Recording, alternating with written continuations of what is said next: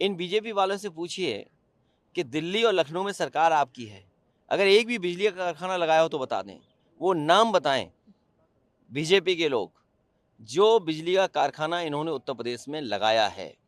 और बिजली तो लगाई नहीं, बिजली महंगी हो गई है।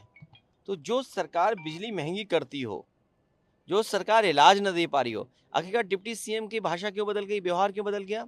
आप किसी अस्पताल में चले जाओ, गरीब को इलाज नहीं मिला, लंबी लाइनें लगी हुई हैं, बड़ी बड़ी लंबी लाइनें हैं, न दवाई न इलाज न कुछ नहीं इंतजाम हो पा रहा है। तो आखिरकार जिम्मेदार कौन है? ये डबल इंजन वाले जिम्मेदार हैं। तो इसीलिए जानबूझ करके इनको जवाब ना देना पड़े, इसीलिए भाषा उत्तर प्रदेश के सदन में खराब बोली, जिससे सदन स्थगित हो जाए। हमारे विधायक चाहते थे कि सरकार का जवाब स्पष्ट आए, चाहे किसान के सवाल पर, बिजली के सवाल पर, स्वास्थ्य के सवाल पर और किसानों के सवाल पर। सरकार भागना चाहती है, इसीलिए काम कर रही है। और वन नेशन वन इलेक्शन, ये मन विधान से चलने वाले लोग हैं। लोकतंत्र में एक तंत्र ये चलाना चाहते हैं, ये तानाशाही की तरफ लेना जाना चाहते हैं। जो रीजनल हैं, जो पार्टीज और जो ज़मीनी मुद्दे हैं, उनसे ध्यान हटा करके ये बड़े बड़े सवालों पे चुनाव करा करके पूरे देश को अपने हाथ में कब्जा करना चाहते हैं। सर, सीएम संभल को लेकर तमाम चीज़ों को लेकर विधानसभा में आक्रामक नजर आए हैं विपक्ष पर। क्या उन्हीं के अधिकारियों ने किया है? खेल तो उन्हीं के अधिकारियों का है।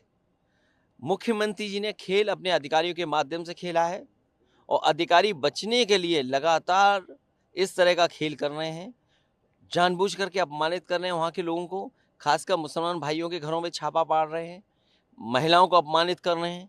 और आज सुनने में आया कि सांसद के भी घर में पहुंचे हैं, उनके ऊपर भी।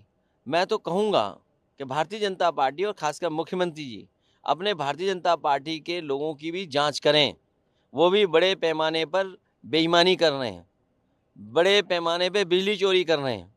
और अभी अभी हाल में उत्तर प्रदेश में जहाँ जहाँ छापे पड़े हैं, जहाँ जहाँ बड़ी बड़ी कंपनियों पर छापे पड़े हैं, वो सब बीजेपी वाले थे लोग।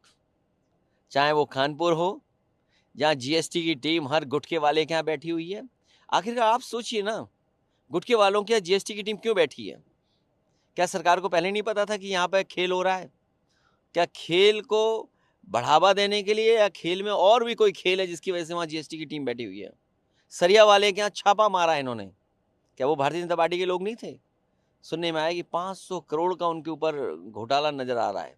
और मैं आपको याद दिलाना चाहता हूँ, बरेली के सबसे पहले बीजेपी वालों ने अपने ही बीजेपी वाले पे छापा मारा था। एक मस्टर्ड तेल वाले थे, सरसों तेल वाले। क्या जो छापा मारा था उसका क्या हुआ उनके ऊपर?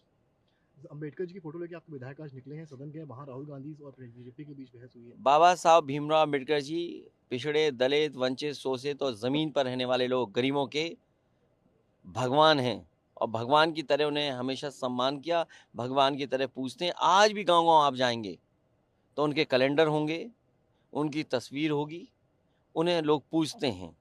भारतीय जनता पार्टी के वो लोग हैं जो पिछड़ों से, दलितों से, आदि आबादी से, आदिवासियों से, अल्पसंख्यक से और खासकर पीडीए के लोगों से नफरत करते हैं। पीडीए के लोगों का हक छीना है, पीडीए के लोगों को उन्होंने दूरियां बनाई हैं। पीडीए के लोग ही भगवान मानते हैं बाबा साहब अम्बेडकर जी। मैं विधायकों को धन्यवाद देता हूं कि बाबा साहब के सम्मान में वो इस तरह निकले। सर, अमित शाह ने जिस तरह से सदन में उनका बार बार नाम लिया उनको। अ, नाम लेना क्या है, वो उनके मानते ही नहीं, सम्मान ही नहीं देना चाहते हैं, इसीलिए इस तरह की भाषा इस्तेमाल कर रहे हैं। उन्हें जो लोग, सभी सांसद जो मांग कर रहे हैं, उनको सांसदों की मांग को मानना चाहिए। और अगर बाबा साहब भीमराव अम्बेडकर जी का अपमान किया है तो उसको माफ़ी मांगनी चाहिए। ये एआई नहीं है, ये कोई टेक्निकल फॉल्ट नहीं है, ये फॉल्ट आपके अंदर रहा जिसकी वजह से आपने ये बोला है। ये एआई नहीं है, ये आपका नेचुरल भाव है जो अंदर से निकल आया आपको बाबा साहब अम्बेडकर। इसीलिए हम लोग कहते थे लोकतंत्र खतरे में है, संविधान खतरे में है। और वो बात आज सामने आ गई राज्यसभा में और लोकसभा में। बीजेपी के लोग संविधान और लोकतंत्र पर नहीं